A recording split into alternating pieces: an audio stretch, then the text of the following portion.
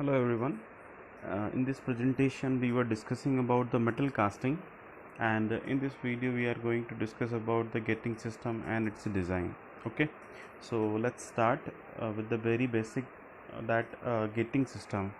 As we all are aware about the elements that we are using in the casting terminology.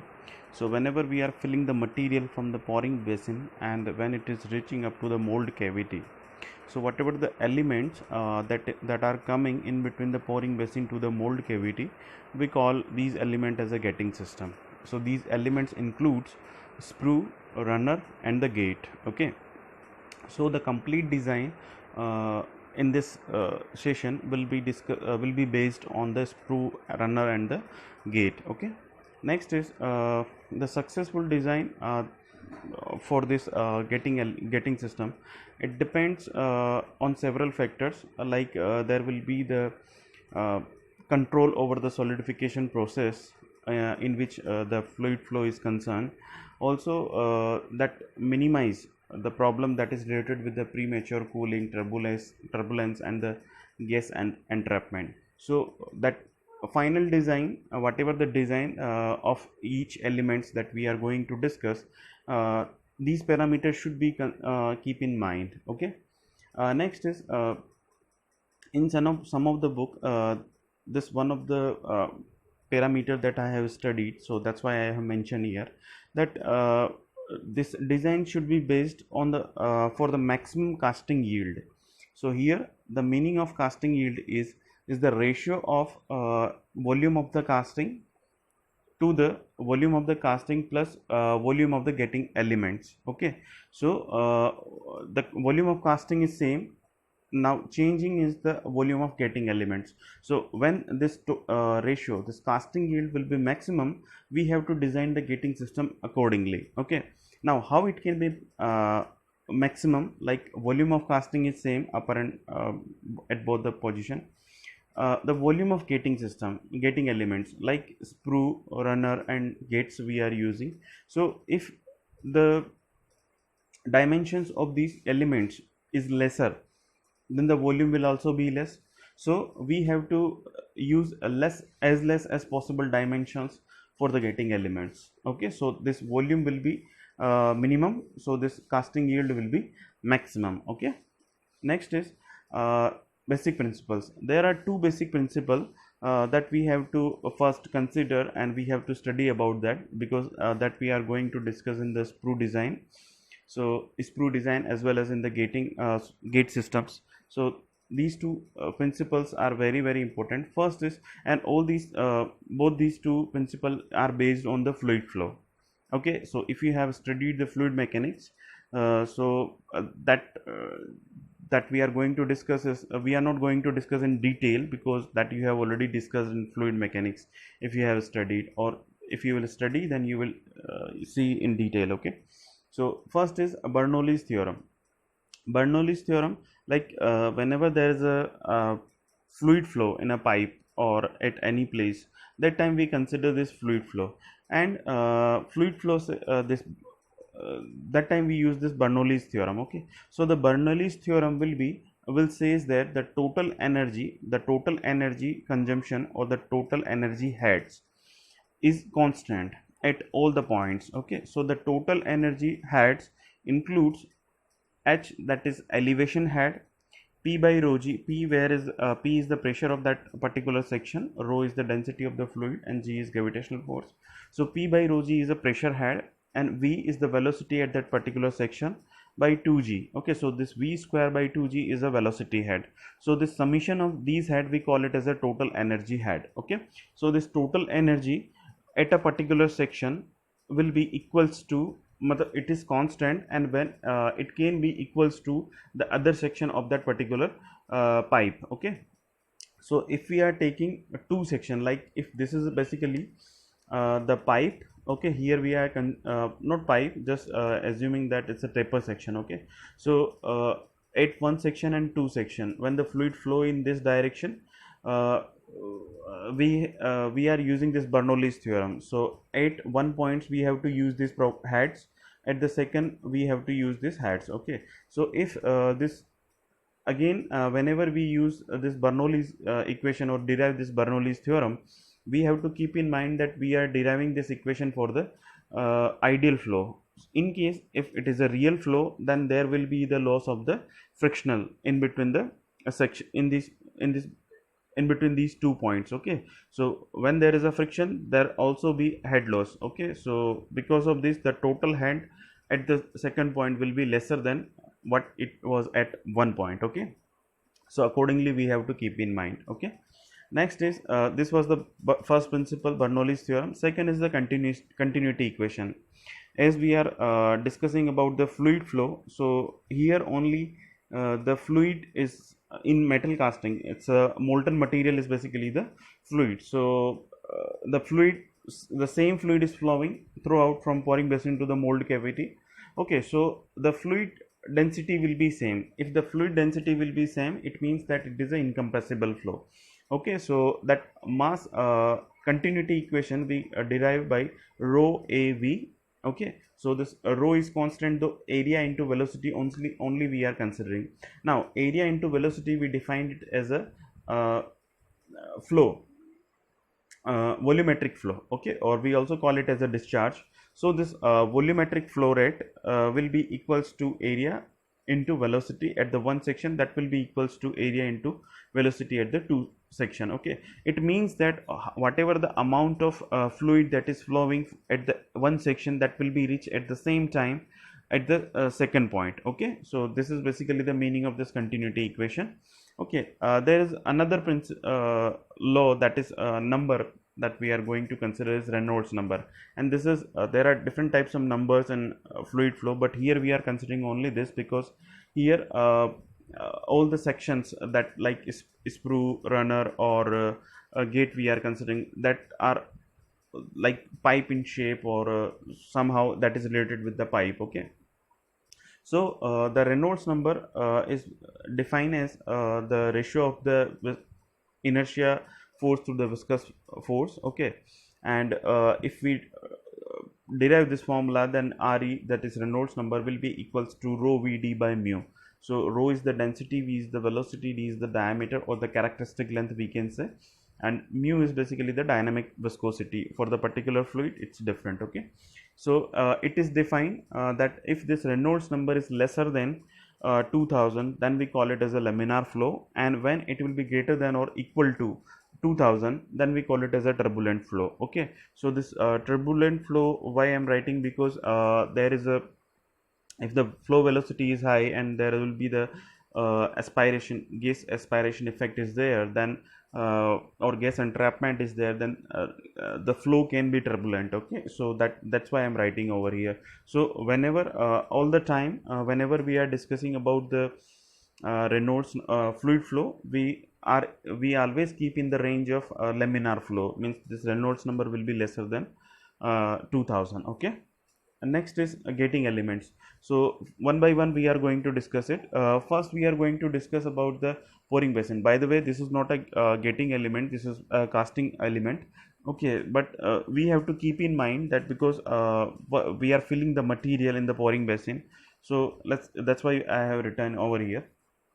Okay, so pouring basin, in which initially we are, with the help of the ladle, we are filling the molten material, and it will be this molten material should be there at some time, because whatever the slag or inclusions are there, or impurities we can say, in the molten material that come over the molten material, so that can be easily removed from that bath tub that we can say. Okay, and once it is filled at some height, then there is a smooth flow of the molten material towards the sprue. So that's why we have to design it accordingly. So there is a fixed elements, a fixed size of that elements or the height that we are using. So this is basically the pouring basin, and this is at the diameter of the sprue. Okay, at the beginning. Okay, so if this from here the sprue is started, so we are taking this beginning diameter for the, or the initial diameter for the sprue is D, then this curvature, that's radius of this curvature will be 1.25 D, and the height of this pouring basin is 2.5D. okay, so accordingly we have to choose this height. okay, so these are the dimensions of this pouring basin for the design consideration. okay, there is no separate things, that is how we are using it. There is a standard design, so we have to consider it as it is. okay, next is sprue. okay, so that is very important. It is basically the vertical passage through which the molten material is passes from the pouring basin to the runner. okay, that we have already seen in the gating elements. Now this design of the sprue is important, or it is necessary, because the molten material is flowing freely. okay, and when it is flowing freely from top to bottom, because if is the smooth flow is required, smooth flow, we can also say that the molten material is flow over the taper section that we are providing. okay, so if it will not be there, then there will be a free fall, and that causes the porosity due to the entrapment of the gases. okay, so like this is the first one, this is a pouring basin. For the simple design I am using over here. Otherwise pouring basin also we have to design what we have discussed in the previous slide. okay, so first one, this first part is basically the pouring basin, and the height of that from the top position we are saying it is HP. okay, next to it at section 3 we are using the sprue, that is a vertical passage.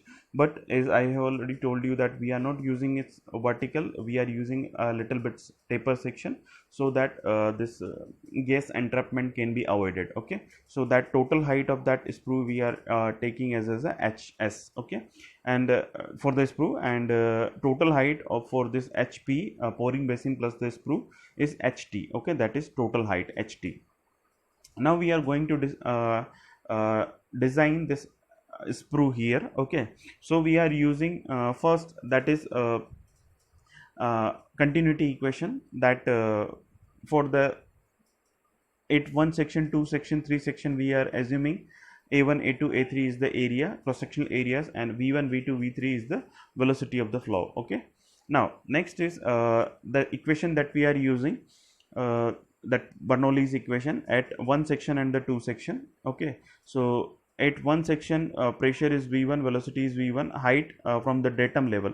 So this height that we are taking H1 and H2, that is from the datum level. So if we are considering these two sections, so out of these two, one we have to choose as a datum section. okay, so datum section we always consider at the bottom part. So here in 1 and 2 section we are assuming that this 2 section is the datum level. okay, so whatever the height that we will measure from 2 section only. okay, so here we are setting a datum level. So that first that we are applying this equation at 1 section and 2 section. At 2 section it is pressure is P2, velocity V2, and H2 is the datum level. okay, next we are keep putting these values.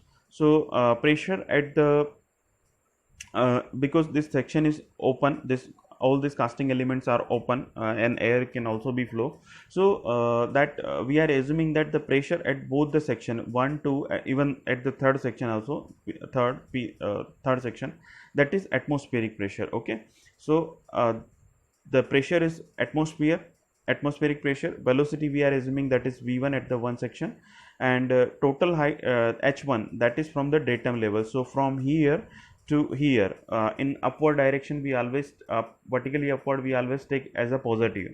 okay, so vertically that is HP, total height from the datum level. So HP we are taking over here. okay, next is pressure at the 2, that is atmospheric pressure. Velocity, that is V2 square by 2g, and the datum height from the datum level. So that is section 2 itself is the datum level, so the height is equal to 0. okay, now in from this equation this value is same, so this will be cut it out. The remaining thing will be V1 square by 2g plus HP equals to V2 square by 2g. okay, now here we are using one more thing. Here the pressure is same. Next we are using is area at the one section is very larger than the area at the section 2. okay, so from this continuity equation, if this area is very larger at the one section, that is greater than 2, if we take the ratio of A2 by A1, okay, then this velocity will almost that section at the 1 velocity at section 1 will be almost it is 0, or it is very lesser than what the velocity we are getting at the 2 section. Okay, so this will be eliminated, this term will also be eliminated. What the thing is remaining in this left hand side, only hp, and in the right hand side only v2 square by 2g. So v2 will be equals to root square 2g hp. Okay, so this is the velocity at the section 2, or at the initial stage of the sprue. Okay, next is at the third section that we are going to discuss is, now we are applying this Bernoulli's equation or the continuity equation section 1 and 3. Okay, so at the one section left hand side, and the third section, this is in right hand side, it's the third section. Okay, so we are putting the value as I told you that atmospheric pressure at all the three conditions, so atmospheric by rho g and P atmospheric by rho g, both the sides. Okay, next is V1 square by 2g at the velocity head at the 1, and V3 square by 2g at the velocity head at the third. Now we are choosing this datum level at the third position. Okay, so the elevation or the height from the datum level to the section 1, that is equals to hp plus hs, we can say, or if we simply write, that will be equals to ht, that is total height. Okay,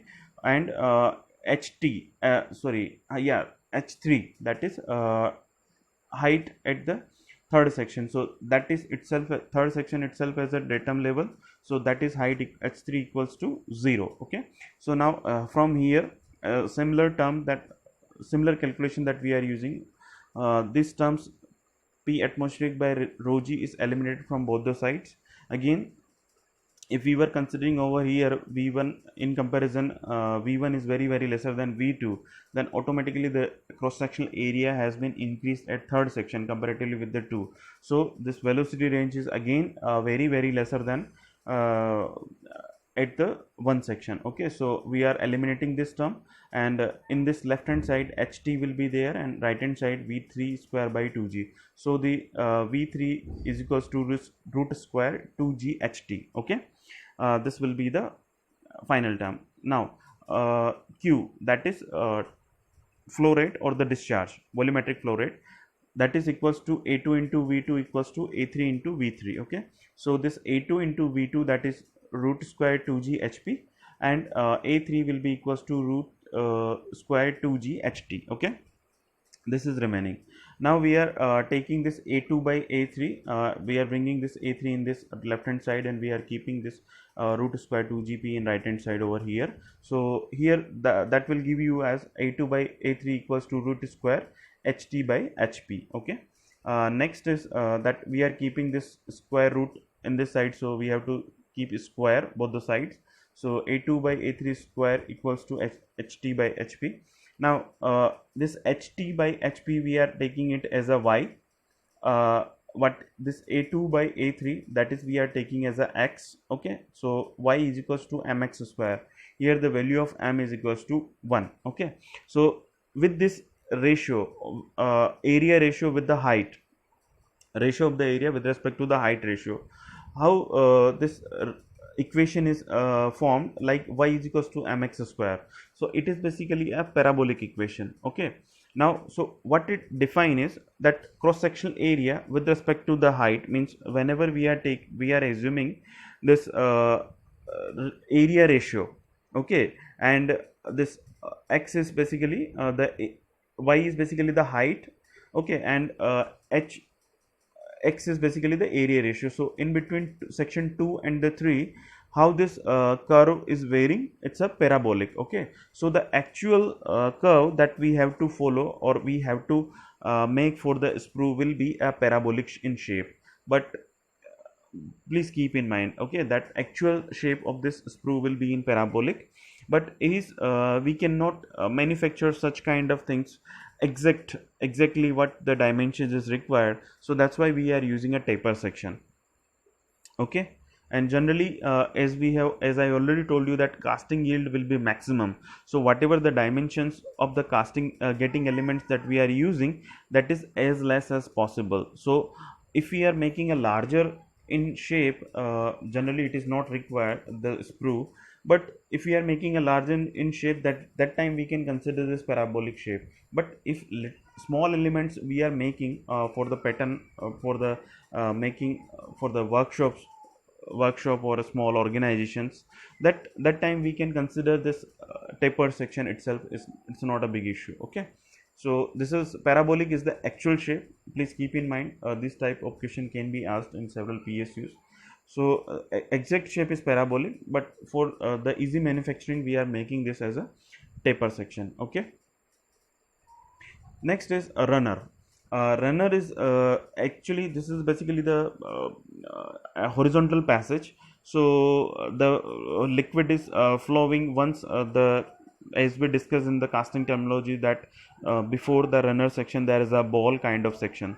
So once this ball kind of section is filling with the molten material, then only it start flowing towards the runner. Okay, so when it is flowing horizontally, that time it's not a big concern to design is not a big concern.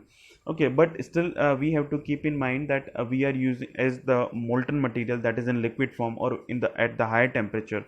So the heat transfer flow should be in consideration. So for the to minimize the heat transfer losses, the losses due to the heat transfer, or for the easy that we consider this for the loss is minimize the losses of the heat transfer, we consider as a trapezoidal in shape. Okay, so the trapezoidal, this w this horizontal with respect to upper and lower side, it's already for the trapezoidal sections is fixed. Okay, now the parameters, that is w, that is width of it, and d is the depth. So that is in the ratio of 2. Okay, that is w by d is equals to 2, that is in ratio. Okay, and also for that trapezoidal sections, as a hollow that we have to make through which inside material is flow, that is also a complex shape, because making trapezoidal is not easy. Okay, so for that also we are, for the easy manufacturing ability, we are using it as a circular section, as I told you, because it's a horizontal flow there, so it's not a that more effects will not be considerable. Okay, so that's why we are using it's a circular section only for the runner. Okay, next is the numerical problem that has been asked previously in the gate examination. Okay, that is in 2007. So let's start to do it. A 200 long down sprue has an area of cross section that is 650 square, where the pouring basin meets the down sprue, means that is also mentioned in the figure as well. Okay, this is the figure is given at the beginning of the down sprue. A constant head of molten material is maintained by the pouring basin. Okay, and the molten metal flow rate is 6.5 into 10 raised to power 5 mm³ per second. Okay, considering the end of a down sprue is to be open to atmosphere. Okay, so the pressure that we have to consider at the again at the one section, two section, in the third section, that is atmospheric. Okay, and the acceleration due to gravity is 10 raised to power 4 per second square. Okay, so that is g, value of g is given, that is 10 raised to power 4 per second square. The area of the down sprue in square at its ends. Okay, and avoid the aspiration effect should be. So area that we have to find out.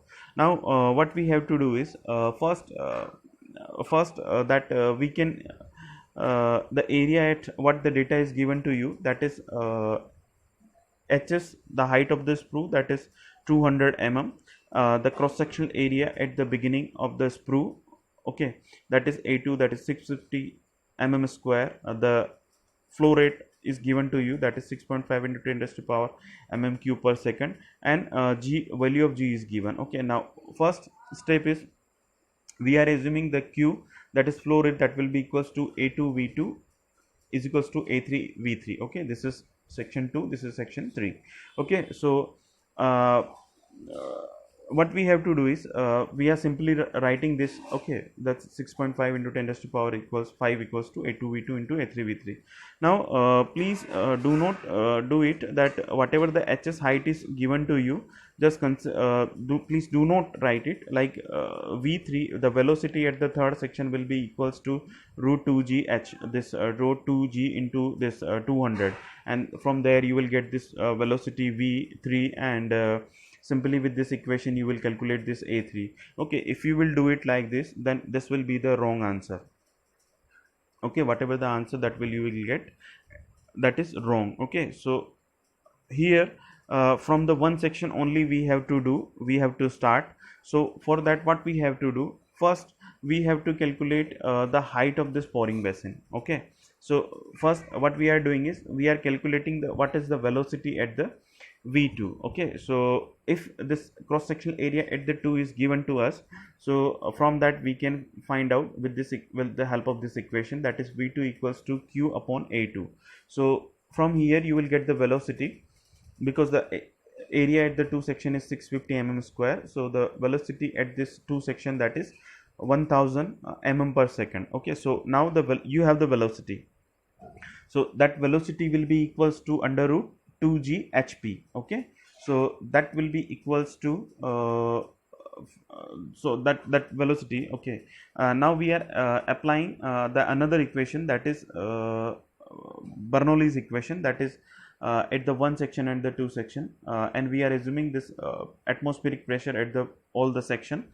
Okay, so this p1 p2 equals to p atmospheric. Okay, this similar condition that we are using, this velocity at the 1 section is very lesser than 2. So this total h height will be equals to hp, will be equals to v2 square by 2g, and that directly we can also write, but as it is a numerical problem and sometimes students are more they can get more idea, means if the formula that is not cleared from the theory part, then students can clear these formulas from the numerical problems very well. So that's why I am written this again over here. So this hp will be equals to v2 square by 2g. Okay, so this height v2 that we have already find out, that is 1000 mm per second, and g value is given, that is in also meter mm per second square. So we are keeping this value and we get this height of pouring basin, that is hp equals to 50 mm. Okay, so next is total height. Total height will be equals to hp plus hs, so that is 50 plus 200, that is 250. Okay, now at the third section, this velocity, now again we have to put these value in the section between the 1 and 3rd, and that we have already discussed in the previous slide. So v3 will be equals to root 2g ht. Okay, so this ht value is 250 and g is 10 raised to power 4. So from here we will get this value v3. Okay, so that is 2236 approximate mm per second. Okay, next is this discharge. So this is equals to a3 into v3, that velocity now we have, and q, that is flow rate, is also given to us. So that is a3 here, the cross sectional area at the down at the bottom of the down spool, that will be equals to from this equation we will get, and this value will be equals to 290.7 mm square. So the answer will be C. Okay, so in this video we are stopping here, and in the next video we will be discuss about the different types of gates. Okay, so thank you so much guys.